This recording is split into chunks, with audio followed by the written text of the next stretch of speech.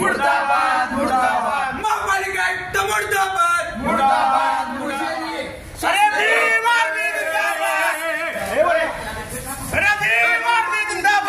जिंदाबाद जिंदाबाद। प्रशासनाला कळलं पाहिजे की आमचा समाज कोणत्या परिस्थितीमध्ये राहत आहे, किती घाट पाण्यामध्ये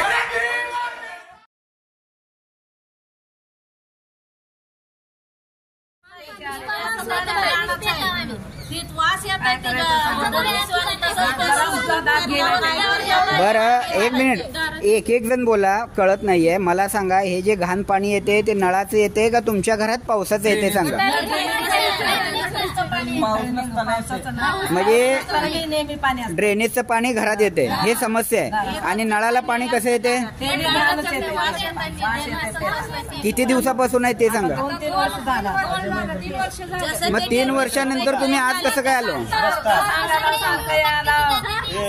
येत आहे का? साहेब लोक येते ते बघते ते जाते ते बघते ते जाते ते। तुमचं नाव सांगा आणि बोला, नाव सांगून बोला. मावशी मध्ये ड्रेनेजची खूप आहे बघा, घाण असं सगळे घराने ह्याच्याने पाणी सगळं घाण असं लेकर आजारी पडतात, सतत चेपटींच्या आळ्या वगैरे सगळ्या घरात फिरतात. सर्वांना जय भीम जय शिवराय. आज भीम आर्मी भारत एकता मिशन या सामाजिक संघटनेच्या माध्यमातून आम्ही मातोश्री रमाबाई आंबेडकर नगर मधील रहिवाशांच्या ज्या समस्या आहेत त्या या ठिकाणी घेऊन आलो होतो. पण पोलीस प्रशासनाने सांगितलं आम्हाला की बाबा महापालिका आयुक्त या मीटिंग मध्ये आहेत. मग त्यांना जनतेच्या समस्यापेक्षा मीटिंग महत्वाची आहे का? गेली 4 वर्ष झालं मातोश्री रमाबाई आंबेडकर नगर मधील महिला, लहान मुलं साथीच्या आजाराने ग्रस्त आहेत. याकडे कोण लक्ष देणार? स्मार्ट सिटी म्हणून फक्त रंगभवन आहे का? व्हीआयपी लोक जिथं उच्चवर्णीय म्हणून स्वतःला समजून घेतात अशा लोकांचे तुम्ही विकास करता, आणि रमाबाई आंबेडकर नगर राहू द्या किंवा बौद्ध वस्ती राहू द्या किंवा मुस्लिम वस्ती राहू द्या, याकडे जाणून बुजून प्रशासनाचं दुर्लक्ष केलं जात आहे.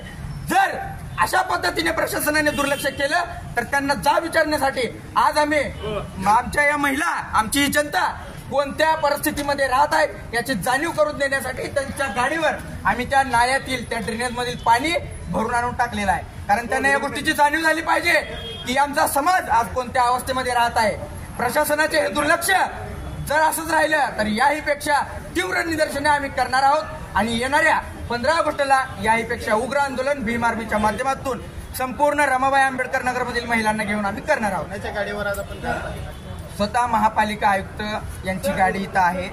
आम्हाला आतमध्ये जाऊ दिलं नाही, त्यामुळे आम्ही गाडीवर ड्रेनेज मधील घाण पाणी टाकून निषेध व्यक्त केलेला आहे.